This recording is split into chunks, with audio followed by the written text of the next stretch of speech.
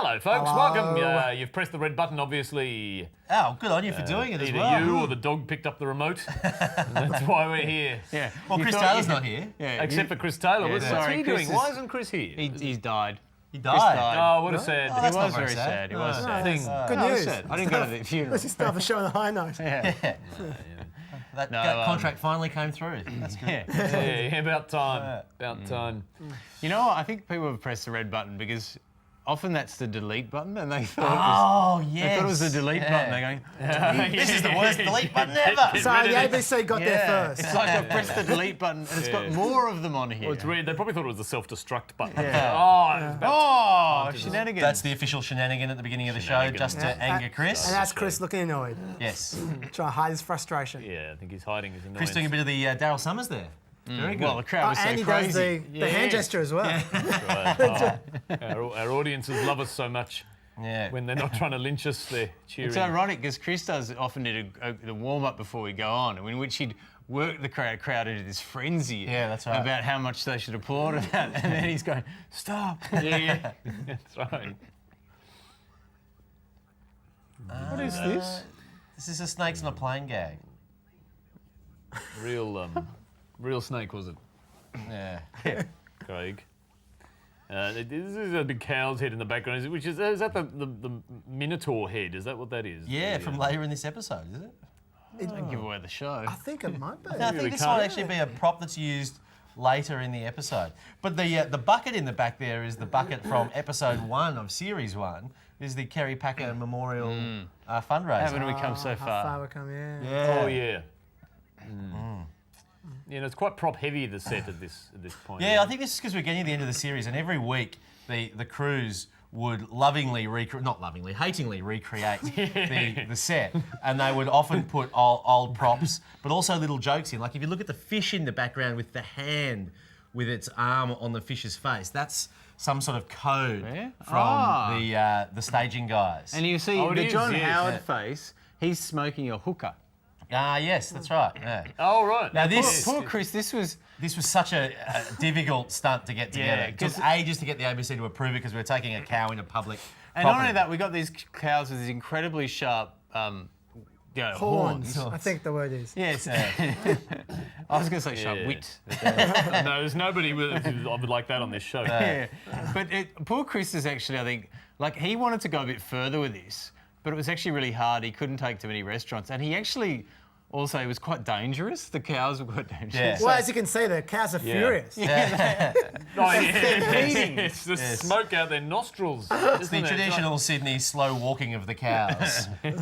People get slowly trampled to death. Now, the reason that it was all shot here was because this was the only steakhouse that we could find in Sydney that had a walkway up to it that wasn't a public road. And the ABC lawyers were freaking out that the cows would be wreak havoc on public property. Look at that, so this is wreaking private havoc. property, and there's no one there. Yeah, poor cows. They're just coming in India. The cow would be more than welcome anywhere. A bit disappointed by the cow handler. Don't think he added much to that. I'm going to say. This was a very very fun witty. thing to This shoot. was a lot of fun. We actually shot this at Hooters. Yeah. We did, yeah. Real Hooters branch Real allowed us Hooters. to do this. Uncomfortable wardrobe. It was those massive donga pants. Oh, was that wardrobe? Oh, not mine, but Yeah. and That's there's Sarah Douglas Douglas again. Yeah, who was she- in last week. She's our production coordinator. That was incredibly hard to do that. And there was a real issue about finding a kid to sit there and be Yeah, poked yeah, in the face. I think he's older than that. Yeah, he's strange older enough, than when we said to 18. the ABC we need a young kid who we can put a penis in his face. Yeah, They worried. said, well, maybe not. They worried, yeah, so weird. Now, at this distance, Andrew, Andrew, you just is came it from possible to in any way explain what the hell is going You on? just came from the car wash, didn't you? Yeah, that's it. There you go. There's the explanation from Chaz. So is this the first we've seen of you in the show? Because I haven't seen his hair before, have we? Yeah. Yeah, it is. Yeah. Well, What- the show's only been going for about 2 minutes.